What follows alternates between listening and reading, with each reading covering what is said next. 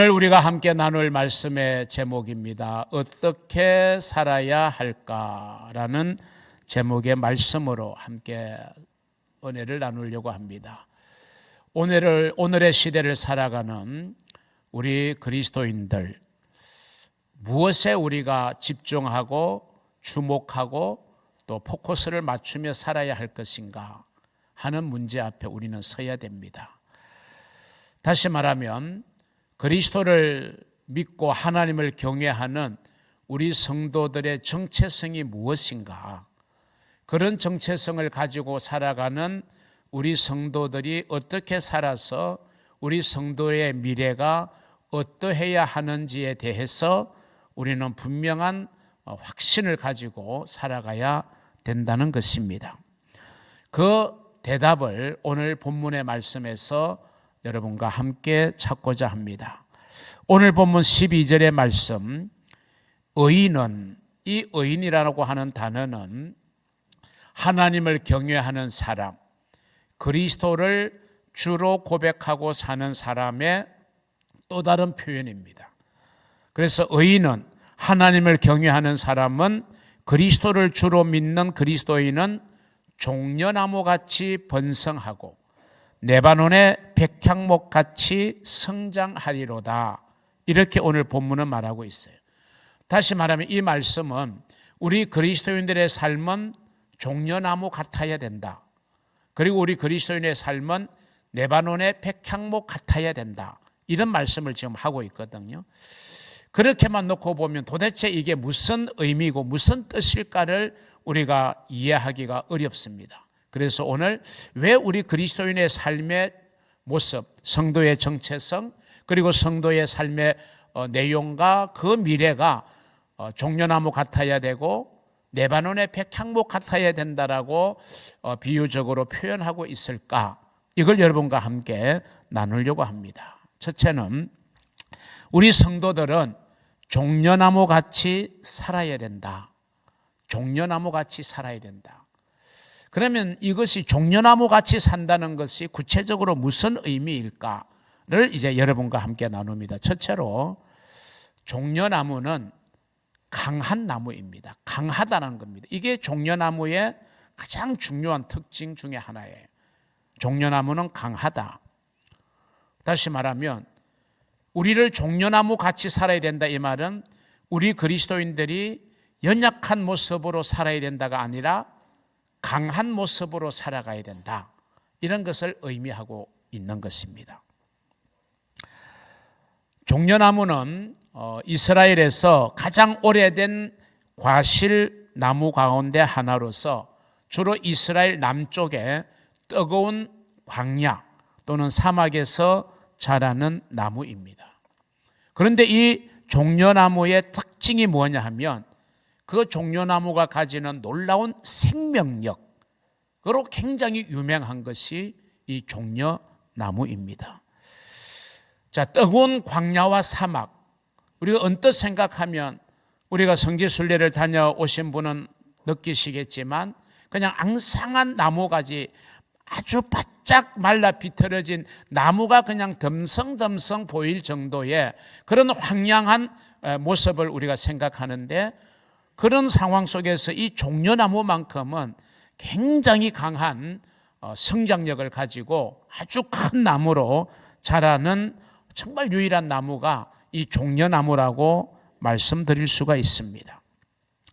종려나무는 그 나무를 도끼로 베고 그리고 남은 그루터기를 불에 태운다 해도 그 그루터기에서 다시 싹이 나고 가지가 돋는 아주 강한 생명력을 가지고 있다. 여러분, 우리 그리스도인들은 바로 이 강한 생명력을 가진 종려나무 같이 비록 세상이 또 악의 세력이 우리의 대적 원수 마귀가 또 우리의 대적하는 악한 세력들이 우리를 공격하고 우리를 쓰러뜨리려고 하고 우리를 넘어지게 만들려고 하고 우리를 좌절하게 만들려고 가지가지의 방법으로 우리를 공격해도 그래서 우리가 언뜻 보면 쓰러지는 것 같고 좌절하는 것 같고 잘 안 되는 것 같고 주저앉는 것 같지만 그런데 우리는 의인입니다. 우리는 그리스도를 경외하는 정말 그리스도인입니다. 그리스도인들은 종려나무 같아야 된다라고 분명히 성경은 말하고 있기 때문에 우리 그리스도인들, 믿음의 사람들은 강해야 된다는 것입니다. 어떤 일들이 우리에게 온다 할지라도 우리가 그 일 때문에 뒤돌아서거나 주저하거나 낙심하거나 약해지는 모습으로 사는 게 아니라 아주 강한 모습으로 우리를 공격하는 것들과 우리는 맞닥뜨려야 되는 그런 존재가 우리 그리스도인이에요. 그리고 그렇게 하면 우리가 종려나무 같이 분명한 강인한 생명력을 우리는 가지게 되는 것입니다. 할렐루야.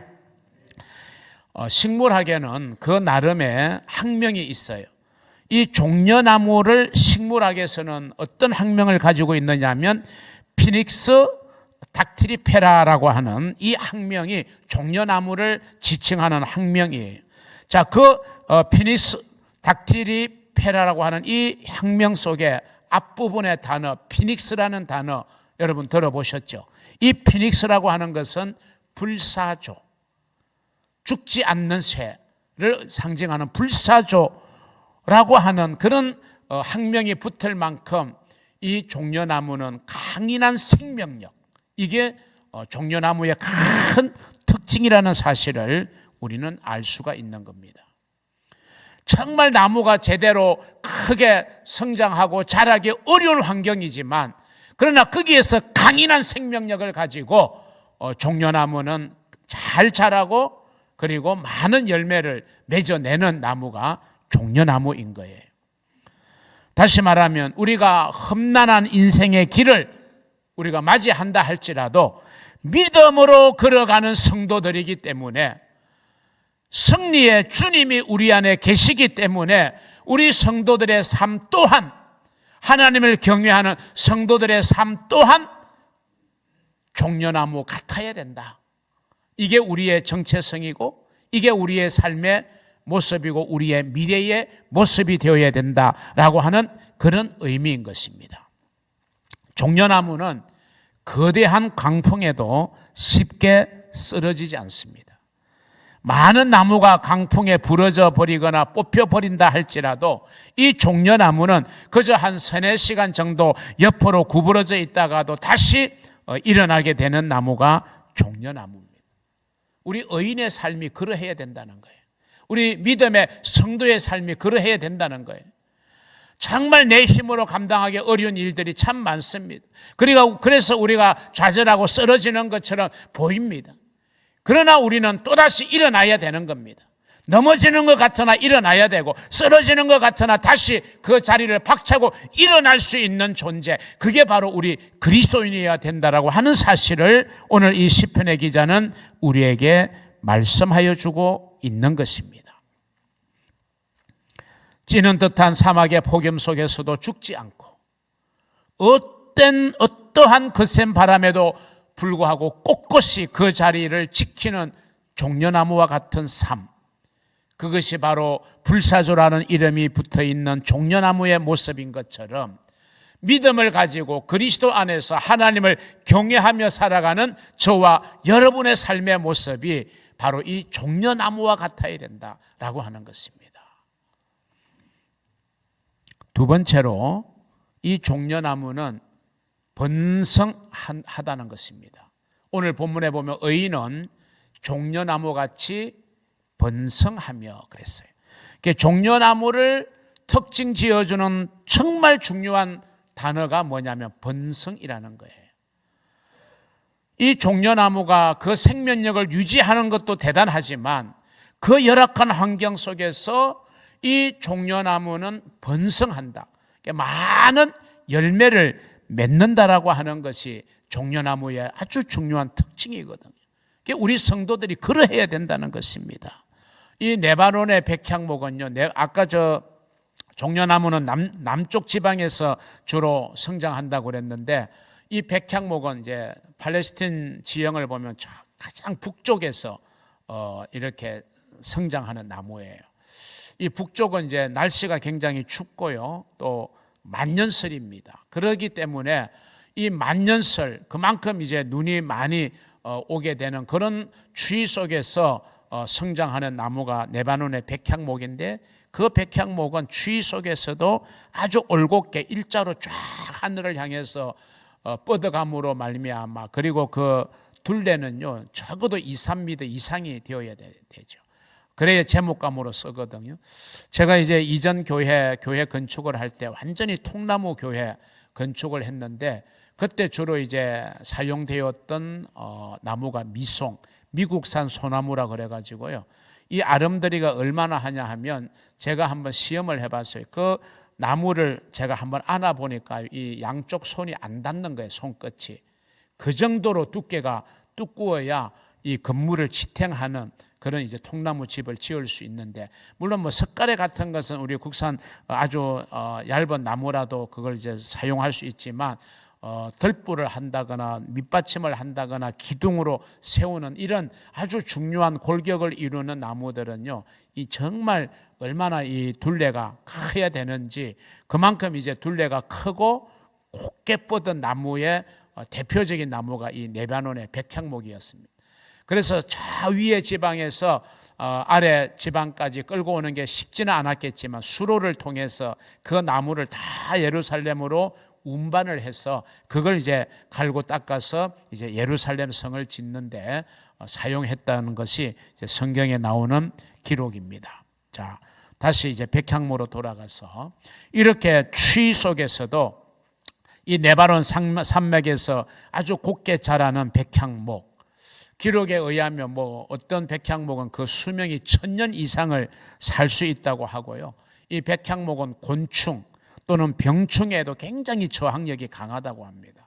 그러니까 이게 벌레가 먹지 않고 아주 올곧게 잘 뻗어 자라기 때문에 제목으로 쓰여지는 게 이 백향목인 거죠. 우리 믿음의 성도, 의인이 레바논의 백향목 같아야 된다. 우리가 세상을 살다가 보면은 세상의 온갖 유혹, 세상의 어떤 그런 것들에 우리가 흔들리고 기울어지고 굽어지고 올곧은 신앙의 자세로 나가지 못하면요, 우리가 주님 앞에 큰 일꾼으로 쓰임받기가 어려운 거예요. 우리가 세상을 살면서 자꾸 세상으로 굽어지고 하다 보면 우리가 올곧은 신앙을 유지하기가 어려운 거예요. 우리가 적당히 제약과 타협하고 세상과 타협하고 적당하게 우리가 신앙생활을 하는 것으로서는 우리가 정말 주님이 기대하고 원하시는 그런 올곧은 신앙인의 모습으로 우리는 살아내기가 어려운 것입니다. 그렇기 때문에 여러분, 주님이 원하시는 일꾼이 뭡니까? 흔들리지 않는 거예요. 새 속에 흔들리지 않는 거예요. 견고해야 되는 거예요. 바로 이 백향목은 이런 여러 가지의 공격이나 외부적인 환경 속에서도 강한 생명력을 가지고 올곧게 뻗어가는 나무가 백향목이라는 거예요. 우리 성도의 삶이 바로 이 백향목 같은 삶이어야 된다라고 말하고 있는 것입니다. 사람들은 흔히 예수를 믿으면 뭐 아무 어려움이 없을 거라고 쉽게 생각할지 모르지만 전혀 그렇지 않아요. 우리가 다 느끼잖아요. 우리가 믿음의 생활을 가지고 믿음을 지키려고 애를 쓰면 쓸수록 또 그것 때문에 우리가 당하는 애로도 있고 어려움도 있고, 역사 속에 보더라도 얼마나 많은 그리스도인들이 세상으로부터 환난과 박해와 핍박을 받았는지 우리는 잘 알 수 있어요. 오히려 우리는 어려움과 환난을 당하게 되는 겁니다. 주님께서 이렇게 말씀하셨어요. 요한복음 16장 33절 하반절 같이 봅니다. 세상에서는 너희가 환난을 당하나 담대하라, 내가 세상을 이기었노라. 아멘. 분명히 우리가 세상에서는 어려움을 당해요. 환난을 당해요. 시험을 만나요. 고난을 당해요. 그런데 우리에게 뭘 요구합니까? 담대하라는 거예요. 담대하라. 너희의 신앙이 올곧하라. 그러면 우리가 승리한다는 거예요. 왜? 예수님이 승리하셨기 때문에. 예수님이 승리하셨기 때문에 그 예수님을 주로 모시고 사는 우리 믿음의 사람들, 의인들의 삶도 레바논의 백향목같이 살아갈 수 있다는 거예요. 온갖 추위에도 그리고 병충해에도 아랑곳하지 않고 곱게 쭉 뻗어가는 레바논의 백향목 같은 그런 성도의 삶을 저와 여러분이 살아갈 수 있기를 바랍니다. 우리가 요셉, 지난주에 요셉처럼이라는 제목으로 요셉에 대해서 말씀을 나누었어요. 그는 억울하게 종살이 했습니다. 형들에게 시기와 질투로 팔려버렸잖아요. 그래서 애굽에서 종살이 했어요. 또 억울한 누명을 쓰고 감옥에 들어가서 감옥살이를 했어요. 여러분 종살이 해보셨어요? 아니면 감옥살이 해보셨어요? 정말 어려운 일이잖아요. 어려운 역경이고 어려운 환난이고 어려운 고통이잖아요. 그런데 그런 고통 속에서도 요셉은 하나님을 향한 믿음이 흔들리지 않았어요. 하나님을 원망하지 않고 하나님을 붙들고 하나님께 매여서 살았어요. 그래서 애굽왕 바로가 뭐라고 그랬어요? 우리가 이와 같이 하나님의 영에 감동된 사람을 우리가 만날 수 없다. 그만큼 요셉은 그 역경과 어려움 속에서도 흔들림 없이 하나님을 의지하고 붙들고 나아갔을 때 결국에는 종살이와 억울한 옥살이를 뒤로하고 그는 애굽의 총리가 될 수 있었던 것입니다. 유대인들이 가장 존경하는 그들의 왕 다윗 왕이죠. 이 다윗 왕이 순탄한 길만 걸은 게 아니에요. 긴 고통의 시간을 그는 견뎌야 했습니다. 그를 죽이려고 하는 사울 왕의 집요한 추격과 공격 앞에 긴 고통의 시간을 겪어야 했어요. 그러한 고통 속에서도 다윗은 오직 하나님 붙들고 기도하면서 그 믿음이 흔들지 않았을 때 결국 다윗은 하나님께서 높여셔서 이스라엘의 가장 위대한 왕으로 만들어 주신 겁니다. 마찬가지로 저도 그리고 여러분도 요셉처럼 또는 다윗처럼 그리고 우리보다 앞서간 수많은 믿음의 사람들처럼 우리 앞에 어떤 역경과 시련과 고난과 어려움이 우리도 만나게 될지 몰라요. 그러나 우리가 어떤 일을 만나더라도 어떤 형편에 처해지더라도 우리가 어떤 골짜기에 처해지더라도 우리가 분명할 것은 그곳에도 주님은 계신다. 할렐루야. 요셉이 그렇게 고통을 당하는 그 현장에도 하나님은 함께 하셨고 다윗이 그렇게 쫓기는 어려운 긴 고통의 시간 속에서도 하나님은 다윗과 함께 하셨던 것처럼 우리가 어떤 상황을 만나고 어떤 길을 걸어가도 하나님은 우리와 함께 하시는 임마누엘 되시는 하나님이라는 사실을 여러분 확신하시기를 바랍니다.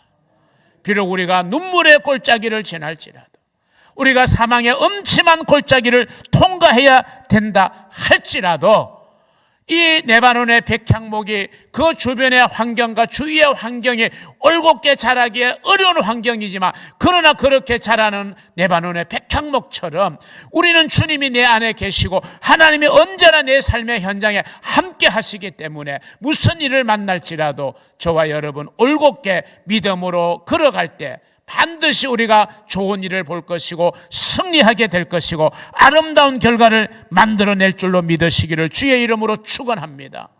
그래서 사도 바울은 이렇게 고백을 합니다. 로마서 8장 35절에서 37절 우리가 같이 한번 읽어보겠습니다. 누가 우리를 그리스도의 사랑에서 끊으리요? 환난이나 공고나 박해나 기근이나 적신이나 위험이나 칼이랴. 기록된 바 우리가 종일 주를 위하여 죽임을 당하게 되며 도살당할 양같이 여김을 받았나이다 함과 같으니라. 그러나 이 모든 일에 우리를 사랑하시는 이로 말미암아 우리가 넉넉히 이기느니라. 할렐루야. 여러분 우리가 걸어가는 삶의 현장에는 환난과 공고나 박해나 기근이나 적신이나 위험이나 칼이 언제나 우리 앞에 도사리고 있습니다. 우리 주님이 그런 길을 걸어가셨어요. 그런데 주님은 비굴하지 않았어요. 침뱉음을 당하고 모욕을 당하고 희롱을 당하는 그 수치 속에서도 주님은 올곧게 십자가를 지시고 묵묵히 구원의 길을 걸어가셨어요. 승리자는 로마 군병이 아니라 로마 제국이 아니라 기득권자들이 아니라 바리새인들과 사두개인들이 아니라 승리자는 오직 예수 그리스도였습니다. 로마가 그렇게 기독교를 없애려고 박해를 가했지만 수백 년 동안 기독교 박해가 이루어졌지만 그러나 기독교는 사라지지 않았습니다. 올곧게 교회는 성장했습니다. 예수 믿는 사람들은 더 많아졌습니다. 결국에는 로마 제국을 굴복시켰어요. 기독교를 인정할 수밖에 없었고 마침내는 기독교를 국교, 나라의 종교로 받아들이게 되는 이 놀라운 반전의 드라마를 썼던 사람들이 바로 초대교회 성도들의 삶의 모습이었던 것입니다. 여러분, 그때의 성도와 오늘의 성도가 다르지 않습니다. 그때의 하나님과 오늘의 하나님이 다르지 않습니다. 언제나 동일하신 분이에요. 여러분, 우리가 어떤 일을 만날지라도, 어떤 시련의 터널을 통과할지라도, 어떤 아픔의 꼴짜기를 우리가 통과하게 된다 할지라도 우리는 꺾이지 않아야 됩니다. 꼿꼿이 우리가 삶의 현장 그 자리에 서서 우리와 함께 하시는 주님으로 말미암아 결국에는 우리가 넉넉히 이기느니라 승리의 삶을 살아가는 여러분 되시기를 주님의 이름으로 축원합니다. 뿐만 아니라 백향목은 둘째로 성장하는 것입니다. 우리를 백향목에 비유하는 것은 더 깊은 의미가 있어요. 그것은 바로 우리 믿는 사람들, 믿음의 사람들은 백향목 같이 올곧게 성장해야 된다는 것이에요. 이 성장, 우리는 이 백향목을 보면 잘 알 수가 있습니다. 그 높이라든지 그 둘레라든지 어느 것 하나도 문제되는 게 없어요. 그렇기 때문에 그 웅장한 성전을 짓는 제목으로 유일하게 선택받은 것이 바로 이 레바논의 백향목이었다는 것입니다. 여러분, 우리는 어떤 시련과 어려움에도 그것이 우리를 넘어지게 못합니다. 그것이 우리를 위축되게 하지 못하는 줄로 믿으시기를 바랍니다. 우리는 올곧게 우리의 신앙은 계속해서 성장해가는 것입니다. 그래서 성경은 말합니다. 너희는 땅의 것을 생각하지 말고 땅의 것을 보지 말고 위의 것을 생각하고 위의 것을 찾아라. 거기에 그리스도께서 계신다. 우리가 위에 계신 주님을 바라보고 언제나 우리가 하나님 나라를 사모하며 올곧게 우리가 걸어갈 때 반드시 우리가 승리자가 될 것이고 우리는 마침내 최후의 승리자가 되어서 주님의 영광스러운 영접을 받게 될 줄로 믿으시기를 바랍니다.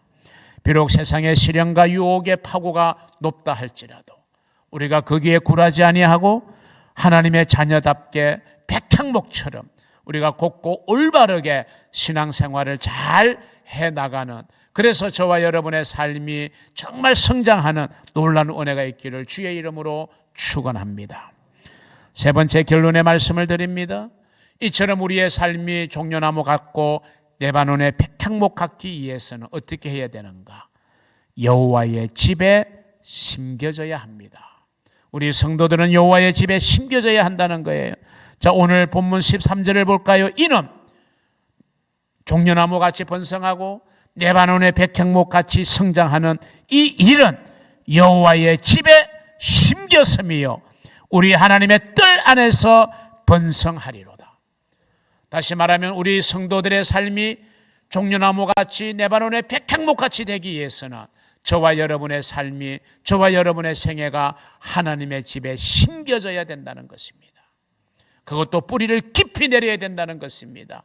믿음의 뿌리가 얕으면 환난의 비바람에 부러질 수 있고 꺾일 수 있고 뽑힐 수 있어요. 그렇기 때문에 우리는 믿음의 뿌리를 하나님의 집에 깊게 내리는 것이 필요하다는 것입니다. 하나님의 집에 심겼다. 무슨 의미일까요? 물론 교회 중심의 신앙생활을 의미하기도 하지만 좀 더 넓은 의미로 말하면 우리가 하나님의 집을 찾아서 예배하고 그래서 하나님을 내 인생의 거처로 삼고 그분이 나의 인생의 반석임을 믿고 그분을 의지하고 그분 위에서 그분이 주신 말씀을 붙들고 우리의 삶을 살아가는 자세, 이것이 우리가 여호와의 집에 심긴 자의 그 모습이라는 사실을 우리는 기억해야 할 것입니다. 우리는 종려나무 같은 존재입니다. 우리는 레바논의 백향목 같은 존재라는 사실을 믿으시기를 바랍니다. 왜? 우리 안에는 하나님이 계시기 때문에, 예수님이 내 마음의 주인이시기 때문에, 성령이 나의 삶을 이끌어 가시기 때문에 결국 우리는 능히 승리할 줄로 믿으시기를 바랍니다.